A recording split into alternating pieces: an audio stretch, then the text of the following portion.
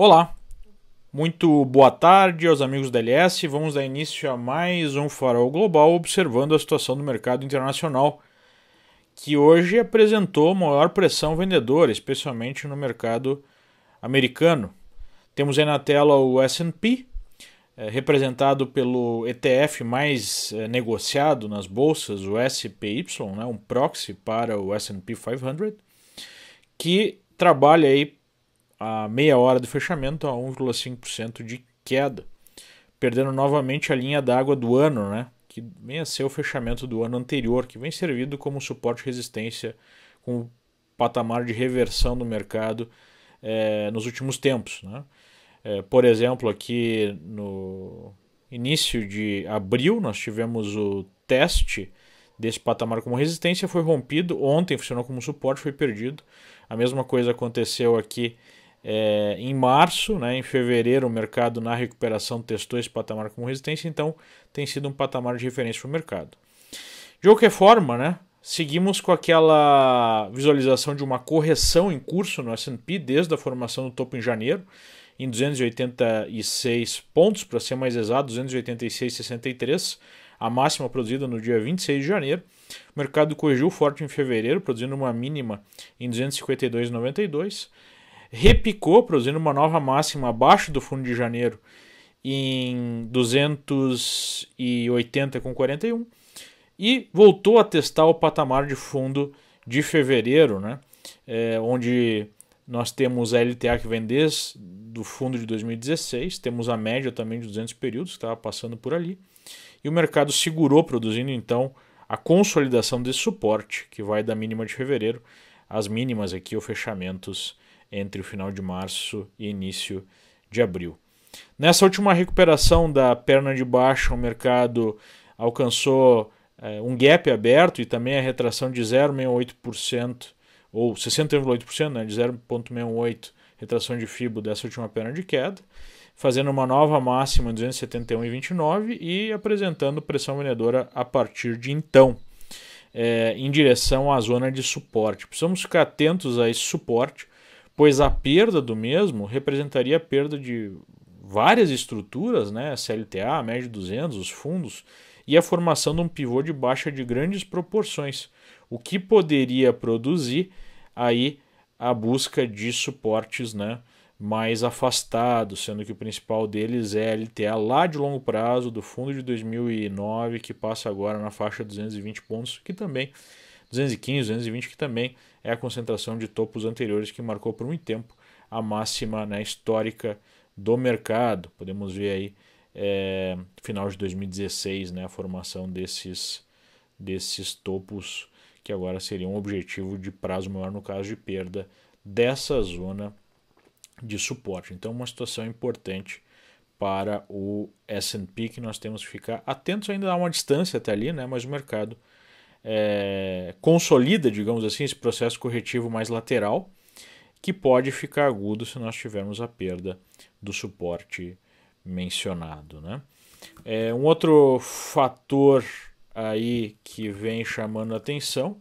é a alta do dólar, que não acontece apenas no Brasil, mas sim no mundo inteiro. Esse é o DXY, o Dollar Index, que é a variação do dólar em relação a uma cesta de moedas, e nós podemos ver que ontem houve o rompimento de uma resistência em 90,60 desse index,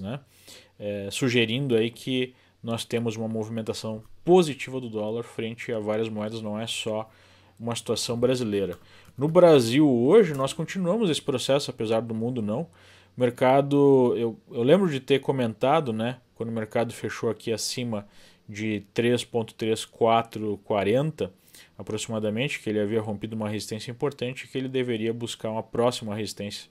aí nos fechamentos de final de novembro de 2016, e de fato ele está já testando esse patamar a 3.47 ou 13,50, um número redondo, um número de resistência natural também, topo anterior aí do final de novembro de 2016. No Brasil nós temos a conjunção do fator externo, que é um fluxo em direção ao dólar norte-americano, e a situação de incerteza cada vez maior causada pelas eleições, que vai ser um fator presente nos mercados, né? Uma certa paralisia do governo brasileiro, que não consegue aprovar mais nada no Congresso, deixando caducar medidas provisórias, dificultando aí o combate ao déficit, né? Que vai chegando a limites inaceitáveis aí, e tudo isso deve permanecer assim até as eleições, né? E não temos aí nenhum sinal de melhora. Creio que apenas a consolidação de um candidato mais pró-mercado na liderança das pesquisas poderia acalmar o mercado no sentido das eleições, e não é nada disso que nós vemos no momento, né? Então tem a pressão externa já de um fluxo positivo para dólar, e a situação interna política que é muito incerta e sem sinal, né, para ficar mais clara no curtíssimo prazo. Uma das coisas que explica, né, essa situação de fluxo para o dólar é basicamente a alta dos juros. Os treasuries de 10 anos ultrapassaram hoje a barreira psicológica de 3%. Podemos ver até os mais longos, né, o TLT, novamente apresentando uma queda, e a curva de juros vai ficando mais flat, o que significa, né, um aumento progressivo das chances de alguma recessão. Então os juros vão aumentando, os treasuries americanos vão ficando mais atrativos do ponto de vista global, e isso gera um fluxo para o dólar e gera uma dificuldade de continuação da alta, né, de longo prazo dos mercados de ações, já que há uma concorrência, né, para recursos entre juros mais altos, entre aspas, garantidos, né, e a incerteza do mercado de bolsa, que vem de uma grande alta, ou seja, nós temos um efeito duplo. Primeiro, os mercados estão relativamente caros, e uma taxa de desconto maior nos fluxos de caixa por juros mais altos também, né, deixa menos atrativa essas ações. Então, esse processo de aumento aí da taxa de juros nos Estados Unidos produz esse fluxo positivo para dólar e dificulta a vida de emergentes e de ações em geral, né? Podemos ver hoje o EM, o ETF de emergentes, apresentando uma queda de 0,58%, e o EWZ, ETF de Brasil, apresentando uma queda até pequena, né, de 0,38%, onde nós vemos a maior pressão em cima do dólar e não necessariamente das ações brasileiras, né? Nominalmente, as ações brasileiras apresentam a manutenção de uma congestão perto de um topo histórico em 88 mil pontos e suporte na faixa de 82.600 pontos, que chegou a ser testado na semana passada, mas que não foi perdido, né? Então, basicamente, esse é o cenário do mercado internacional, onde nós observamos a manutenção de uma pressão compradora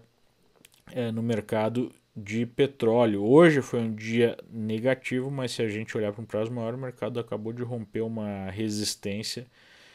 consolidou esse patamar como suporte, depois de rompido em $66 o barril, e segue a sua pressão positiva, né? Muito obrigado pela atenção de todos e até a próxima. Tchau, tchau.